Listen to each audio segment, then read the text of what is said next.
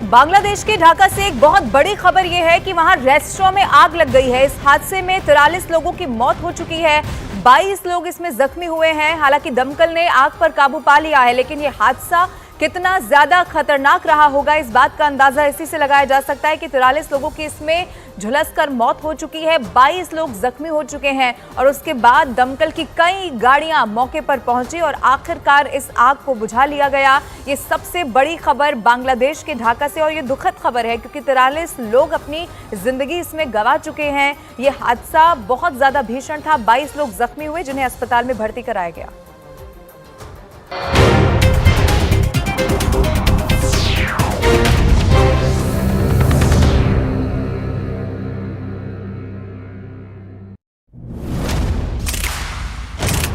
सुबह की वो अहम खबरें जो बदलती हैं दिन का रुख, तय करती हैं देश की दशा और दिशा और डालती हैं आपकी जिंदगी पर सीधा असर। रखिए हर खबर पर मेरे साथ नजर। देखिए न्यूज 18 इंडिया मॉर्निंग प्राइम, सिर्फ न्यूज 18 इंडिया पर। और इसके बाद उसने अपनी सूंड से उठाकर एक पर्यटक को पटक दिया। गौरी नाम की इस हथिनी ने पहले रूस की इस पर्यटक को अपनी सूंड से उठाया, फिर गोल घुमाया और उसे जमीन पर पटक दिया। इस दौरान महावत ने हथिनी को रोकने की कोशिश की, लेकिन वो नहीं रुकी। उसने पर्यटक पर हमला जारी रखा और हथिनी को रोकने के चक्कर में महावत भी जमीन पर गिर गया। यही नहीं, हथिनी को रोकने गया एक और आदमी भी उसके गुस्से का शिकार हो गया। ये घटना 13 फरवरी को आमेर के किले में हुई। वहाँ उस वक्त कई पर्यटक नजर आए। इस डरावनी घटना के बाद आमेर के किले में हाथी की सवारी पर प्रतिबंध लगा दिया गया और प्रशासन से अपील की गई कि वहां ये प्रतिबंध स्थायी कर दिया जाए, यानी हाथी की सवारी पर हमेशा के लिए रोक लगा दी जाए। इस बीच मुंबई एयरपोर्ट पर व्हील चेयर न मिलने से हुई मौत के मामले में एयर इंडिया पर जुर्माना लग गया। मुंबई एयरपोर्ट पर व्हीलचेयर न मिलने से 80 साल के एक बुजुर्ग की मौत के मामले में डीजीसीए ने एयर इंडिया पर 30 लाख रुपए का जुर्माना लगा दिया। ये घटना 12 फरवरी को हुई थी। इसके साथ ही डीजीसीए ने सभी एयरलाइन कंपनियों को सलाह दी कि वो पर्याप्त संख्या में व्हीलचेयर का इंतजाम करें ताकि फिर ऐसी घटना न हो। सूत्रों के हवाले से खबर है कि भोपाल लोकसभा सीट से बीजेपी सांसद साध्वी प्रज्ञा का टिकट कट सकता है, जबकि पूर्व मुख्यमंत्री शिवराज सिंह चौहान विदिशा सीट से चुनाव लड़ सकते हैं। खबर है कि मध्य प्रदेश में बीजेपी के 3 से 4 मौजूदा सांसदों का टिकट कट सकता है।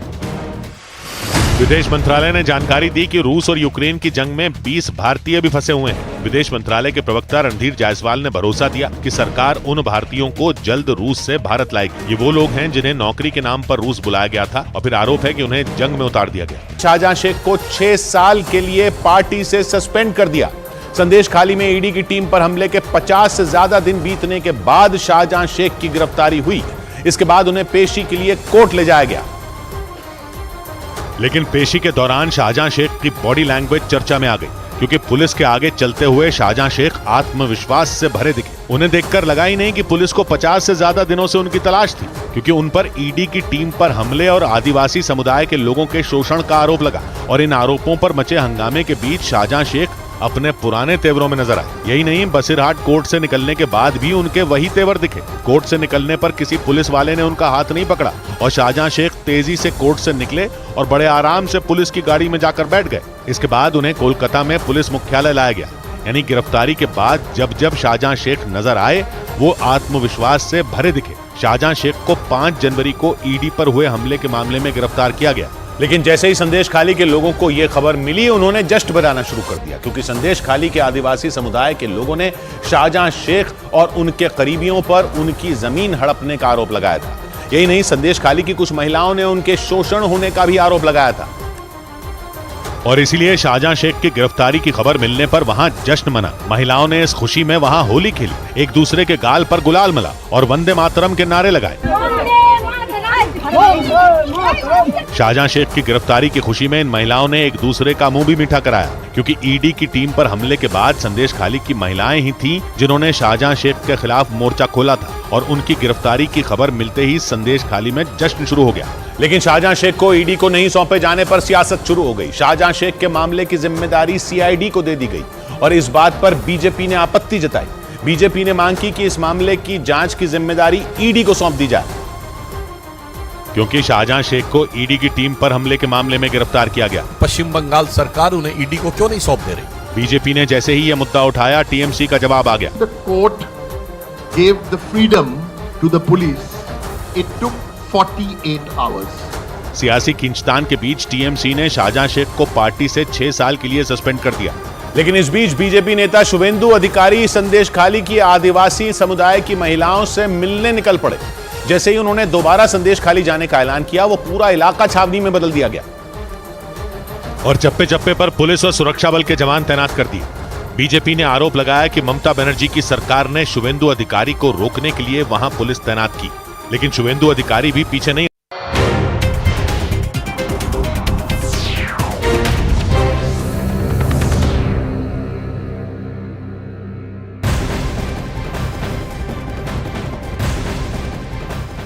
एक बड़ी खबर पश्चिम बंगाल से। आज प्रधानमंत्री नरेंद्र मोदी 2 दिन के दौरे पर पश्चिम बंगाल पहुंचने वाले हैं।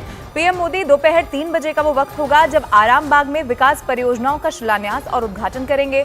इसके बाद पौने 4 बजे आरामबाग में एक जनसभा को भी संबोधित करेंगे। रात को पीएम मोदी कोलकाता में राजभवन में रुकेंगे और फिर अगले दिन कृष्णनगर में पीएम मोदी की जनसभा होनी है। प्रधानमंत्री नरेंद्र मोदी अपने पश्चिम बंगाल के दौरे पर पहुंचने जा रहे हैं। तैयारियां इसको लेकर पूरी कर ली गई हैं। 2 दिन का ये पश्चिम बंगाल का दौरा होने वाला है, जिसमें 3 बजे दोपहर में वो वक्त होगा जब आरामबाग में सबसे पहले जब पहुंच रहे हैं तो पश्चिम बंगाल की जनता के लिए बहुत सारी ऐसी परियोजनाएं जिनका शिलान्यास और उद्घाटन किया जाएगा।